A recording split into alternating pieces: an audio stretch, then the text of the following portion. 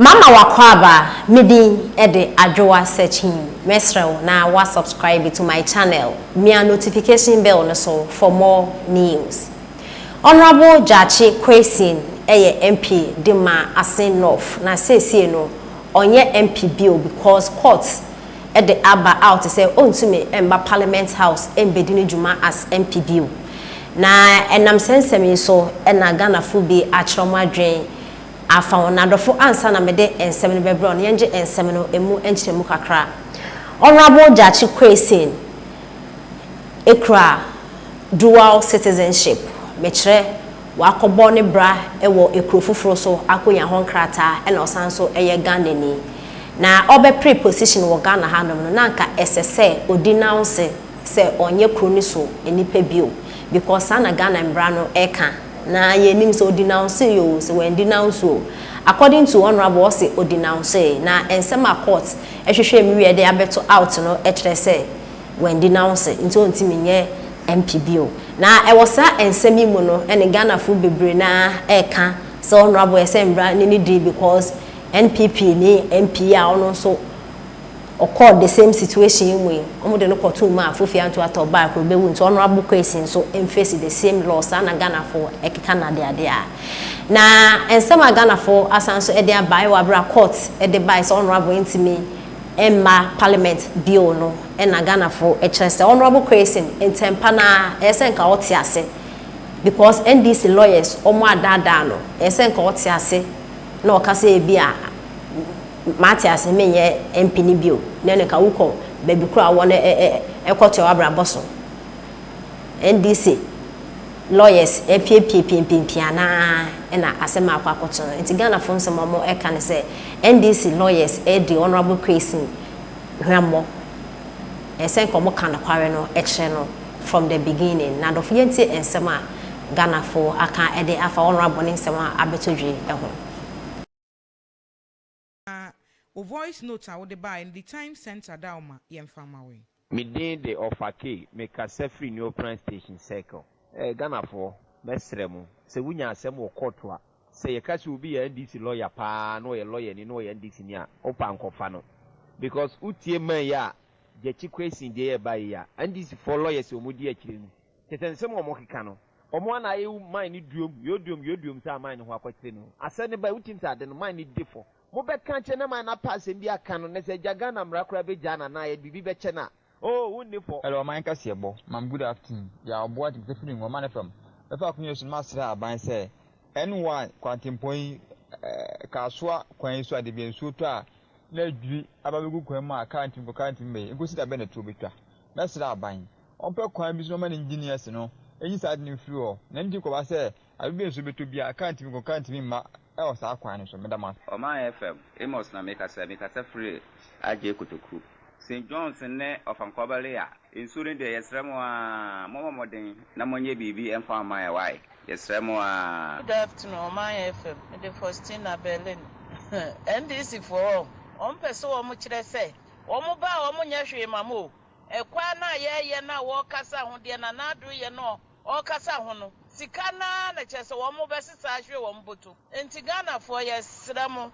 kotodwegu form munhwe ye na NDC for ne de o se farasi for na ye hu wo mo eyi no ye hu wo mbie muma ye ntwa wo mo so na ye mo ye bra cause wo mo ne hwe de magana o matifo o wahin na mekasa fiitili ampane ampa otumfo dik ama ye hu se wo ye otumfo ampa wo ye ohina wo pe nokure wo ye ohina wo pe nkoso wo ye ohina wo pe Ghana mayi wo ye ohina wo pa santimayi wo ye ohina wo pe enchirima dachi na no wo dwen wo ho ampa se mfa ne ho ene se nya wo tibia se wanya wo ye ohina wo no obedi ana obesi ufom Ghana mumaye ye ni nsade kakra mumaye enya nipa kakra mutimu kwa na ehia mu ye nyina obia wa ho kirem ye hia ye ba ye nyina ye wa ho kirem esoso wo ne bre etimi nyina ye no so ni ense enso bi abehu ni Ghana bia na ayese milu Chef Femi Awuja Kidel Alimekasa from the Kuminat Hotel. Mommy Babs, please welcome.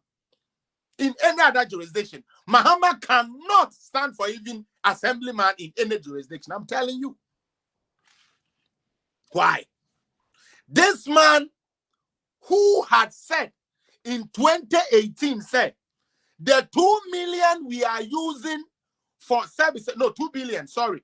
The 2 billion we are using for free education, it is what? It is not reasonable. Nyanse nim say you dey Ghana sika 2 billion. Ebe shan kola den en kola school. Na ono mahama no so was sense kan kra and call the best other part of the economy on fancy free education. Yes, so Mahama he ne kan he said all of that too. He said oh almost yes, only he the said. education by it. Kind of for the Yes. challenge. In We have a 2018, problem. Mahama said everybody, It's on the Mahama record. told everybody said Yes. free education boy a car no over 2 billion on fan yes sir or the bay another project. Yes, and it's on the record. Yeah. Then 2020 you got to about Hmm. what is say I will for not yes there be free education mum aban ba yen said dan ko years bebre sa nanso free education the chairman I den aboa yen because me chairman when MPP went for their delegate conference omukoyi Justin Kobi anomo no who say political parties e ba ye na obi ama solidarity message yes hwa wo yi NDC for omuko Jimmy wo ho na aban bi oba even akua don kono kura. In Ghana, if you want a big funeral, you need a big budget. Party ni ba yo mo representative to say nana free education ni dey pacho maintain mentwem meboa. Yes, that will be a time. CPP mentwem meboa. Now me can NDC for the diagnosis free education and yampa and yet true as a lie. I'm going to say 419. United TV.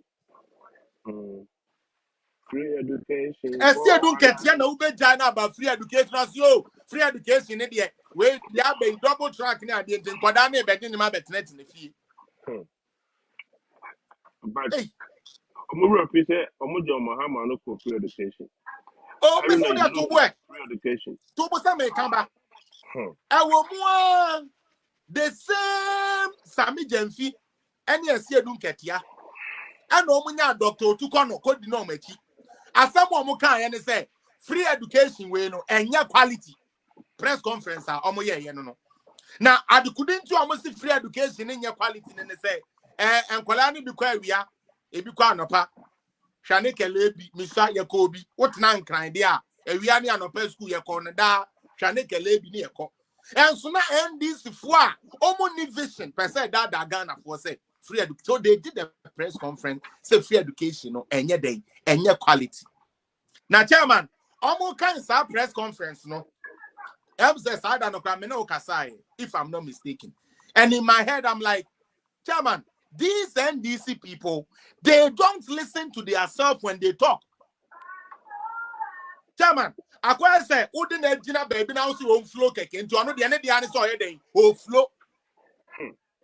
Because chairman, Haruna Idrisu, okay? Haruna Idrisu,